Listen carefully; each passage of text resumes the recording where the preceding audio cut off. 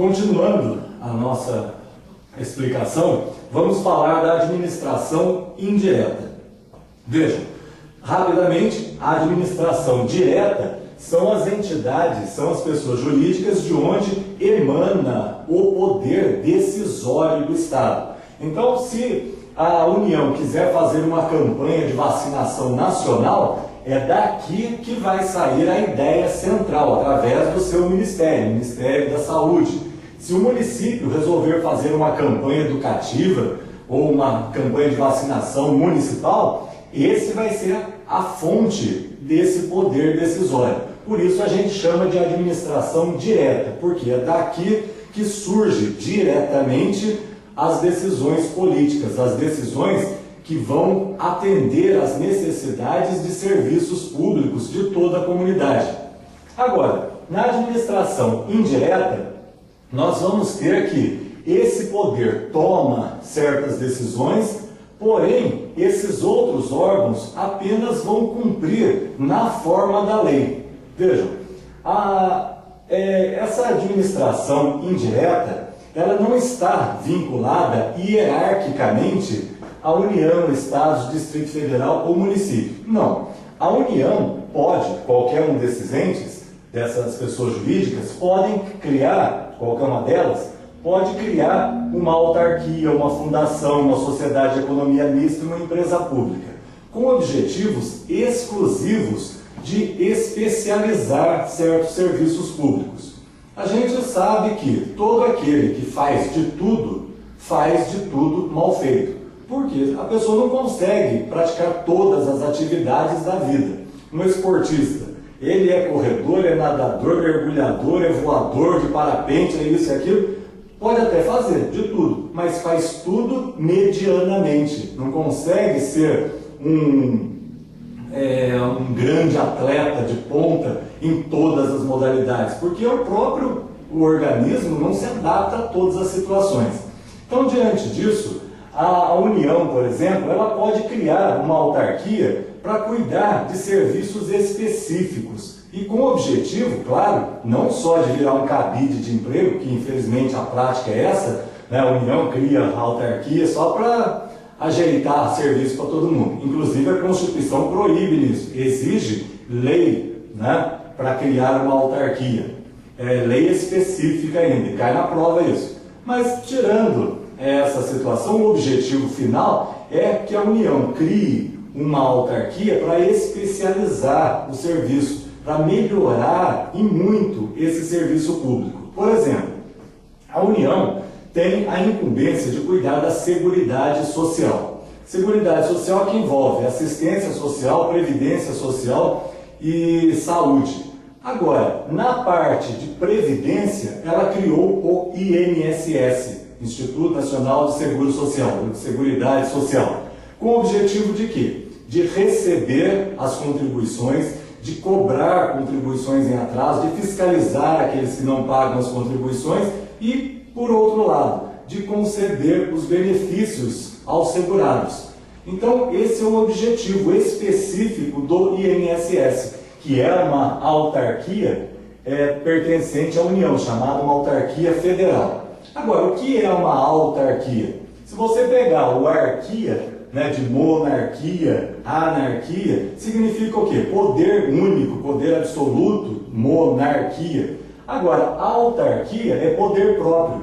Então, dá a ideia de uma pessoa jurídica autossuficiente. Então, a ideia é essa, criar uma pessoa jurídica distinta da pessoa da União, que tenha patrimônio próprio, que tenha uma administração própria, que cuide de finalidade específica, que tenha simplesmente obrigação de prestar, né, de prestar contas legalmente. Então não há hierarquia funcional entre os chefes da União e o das autarquias. Não, de jeito nenhum. Há um controle legal. Isso daqui é chamado de descentralização. Tá? Na descentralização não há controle hierárquico, há controle legal, prestação de contas previstas em lei. Então é uma pessoa jurídica e também de direito público, com proteção própria. No Estado, nós temos, por exemplo, a Unesp, que cuida da educação, especificamente. Nos municípios, aqui em Guaratinguetá, era exemplo de autarquia o SAAEG, Serviço Autônomo de Águas e Esgotos, serviço autônomo, né, que tinha autossuficiência. Agora, por questões políticas também, de decisão, mudou. Essa empresa, esse SAAEG, passou a ser uma empresa pública. Objetivos, não vou discutir aqui, entenderam que era melhor assim. Mas, de qualquer forma, uma autarquia. Agora, o que é uma fundação? Teoricamente, gente, fundação é a mesma coisa que uma autarquia. Recebe outro nome porque talvez em determinada época fosse difícil criar uma autarquia e pudesse ser criada uma fundação. Então, existem as duas. Tanto que muitas fundações, infelizmente para o direito, né, são chamadas de autarquia especial. Então, veja, praticamente não há diferença. Mas, de qualquer forma, fundação é outro tipo de pessoa jurídica de direito público. As fundações públicas são pessoas jurídicas de direito público. Agora, existem também fundações de direito privado com dinheiro público, que também recebem praticamente a mesma proteção. Agora, existe também as sociedades de economia mista e as empresas públicas. Sociedade de economia mista, exemplo, é o Banco do Brasil, a Petrobras. Exemplo de empresa pública, nós temos a Caixa Econômica Federal. Enquanto na administração indireta, então são pessoas criadas por lei, mas a autarquia e a fundação pública são pessoas jurídicas de direito público. A fundação privada é uma pessoa jurídica de direito privado, criada pelo direito normal, só que com patrimônio público, e por isso ela recebe uma proteção maior. Agora, a sociedade de economia mista e a empresa pública já são pessoas jurídicas de direito privado. Por quê? Elas não recebem a proteção do Estado porque elas se envolveram em atividade econômica. Daí, pertencem ao Estado? Pertencem, mas elas não recebem a mesma proteção, que seria concorrência desleal com as outras, os outros bancos, por exemplo, né? Enfim, quem estivesse na livre iniciativa. Então há essa diferenciação. Veja, a administração é indireta porque o centro de poder toma a decisão e manda a mensagem, faça assim. E esse fazer assim vai receber novo tipo de ordenamento conforme a especialidade de cada uma delas.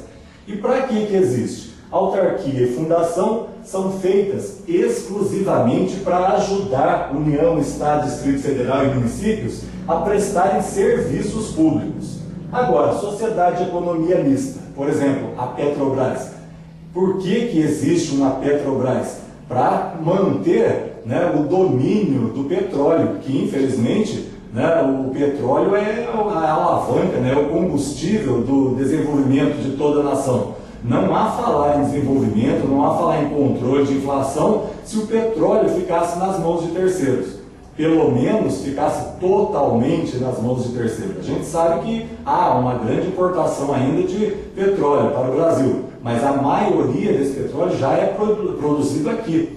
Então, por exemplo, na Guerra do Golfo, né, será que guerra foi? Do Bin Laden, último aí, do Irã, Saddam Hussein.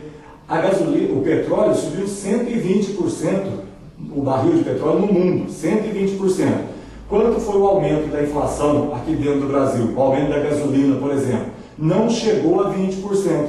Por quê? Uma sociedade de economia mista, Petrobras, manteve a defesa da inflação, da explosão do consumo, enfim, conseguiu segurar, porque era pública, tinha todo o interesse público ali.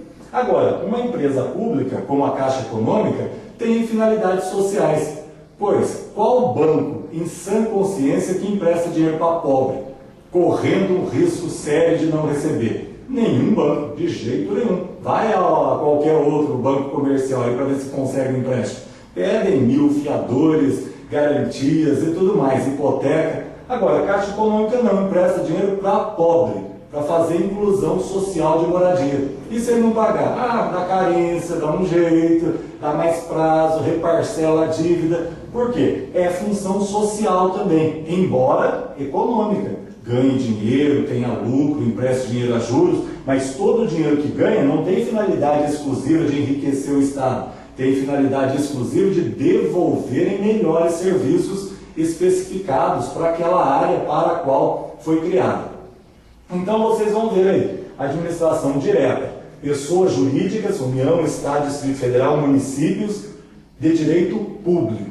Administração indireta, autarquia e fundação pública, pessoa jurídica de direito público.